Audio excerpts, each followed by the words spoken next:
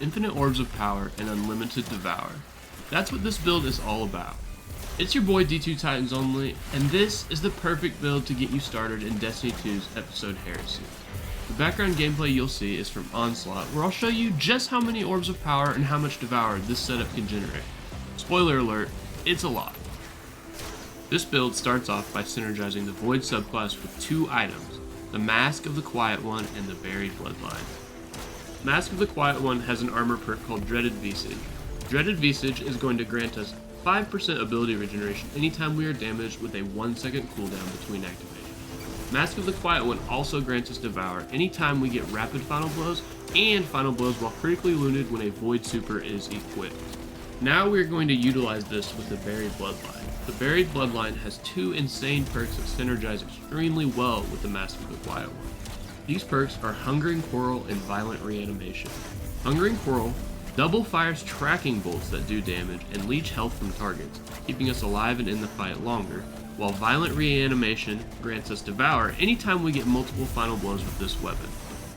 Oh, and guys, the catalyst on this weapon really seals the deal on this build. If you have the catalyst for the Buried Bloodline, anytime you have Devour active, this weapon will weaken on hit, and weaken is going to ensure our target takes more damage, their movement speed is slowed, and it decreases the accuracy of their outgoing projectiles. Now let's talk about the subclass for this build. We are going to be running the Void subclass with the super ability Sentinel Shield. Sentinel Shield is going to provide good ad clear, strong survivability, and generate a ton of orbs when we get kills using it. Moving along to our abilities, we are going to be using Rally Barricade, Strafe Lift, Shield Throw, and Vortex Grenade. Rally Barricade is going to be used for blocking projectiles, increasing reload speed, and generating an overshield for us and nearby allies. Up next, Shield Throw is going to safely grant us an overshield for targets we hit and an orb of power anytime we defeat a target with it, while our Vortex Grenade is going to be used to safely kill targets and grant us another orb of power. Let's enhance the build a little bit more with our aspects. For our aspects, we are going to be rocking Controlled Demolition and Bastion. Controlled Demolition is going to make targets volatile anytime we hit them with a Void ability or Volatile Explosion. Further damage to these targets is going to cause them to explode, granting us and nearby allies health, making us unkillable. While Bastion is going to generate an overshield for us and nearby allies anytime we use our super ability or Rally Barricade, providing excellent support and survivability. To make this build even more dynamic, we are going to pair it with some insane fragments. The first fragment in this build is Old Reliable, the Echo of Leeching. The Echo of Leeching is going to grant us 10 resilience and start regenerating our health anytime we get a kill with our Sentinel Shield. For the second fragment, I opted into using the Echo of Stability, which grants us volatile rounds anytime we defeat a target with our Vortex Grenade. This is going to make our Buried Bloodline and any other Void weapon we equip extremely potent and good for ad clear. Our next fragment in this build is the Echo of Harvest. The Echo of Harvest is going to grant us a Void Breach and an Orb of Power anytime we kill a weakened target.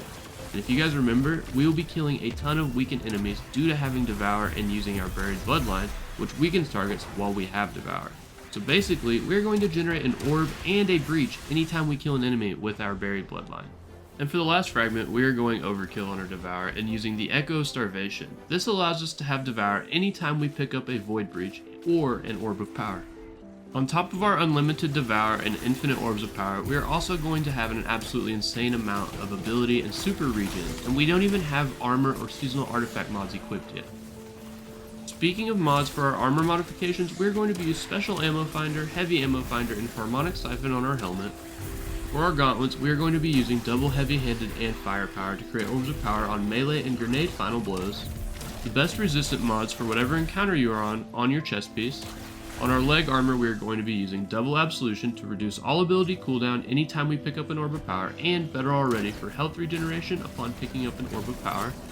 And for our Titan Mark, we're going to be rocking Double Distribution to reduce our abilities anytime we use our class ability near enemies, and Special Finisher so that we can generate special ammo anytime we finish an enemy. Moving along to our stat rolls on our armor, we want 100 Resilience, 100 Discipline, and 100 Strength. If you can't get triple 100s, at least get 100 Resilience and the other two as high as you possibly can. For weapon recommendations, I would try to use a fusion rifle like the Riptide with Chill Clip, paired with the Buried Bloodline, and a Void machine gun like the Retrofit Escapade or Hammerhead. Pairing these with the seasonal artifact mods will allow you to deal with any champions. Now let's finish off the build with the seasonal artifact mods that we are going to use once we have them unlocked. In the first column, you want to run Unstoppable Fusion Rifle, Overload Machine Guns, and Anti-Barrier Sidearms to deal with champions. In the second column, run Volatile Marksman so that Rapid Void Weapon Precision hits and Final Blows grant volatile rounds. In the third column, use Hold the Line for increased healing and reload speed while you're using your machine gun, and King's Vestige for extra damage and reduce incoming damage when dealing with Taken. In the fourth column, use Maligned Harvest to create a weakening burst after applying Volatile rapidly, and Dreadful Finisher so that you can generate special ammo for you and nearby allies on finishers.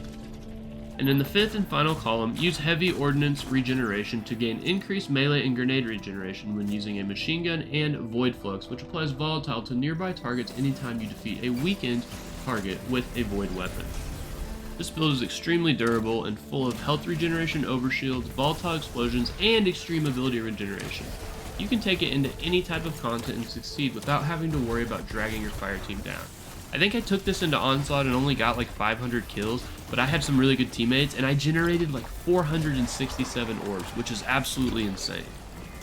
I'll be working on more arc builds this season as I unlock the new aspects, but if you like this build and want to see more like it, please click the video on your screen. Thanks for watching, and as always, peace!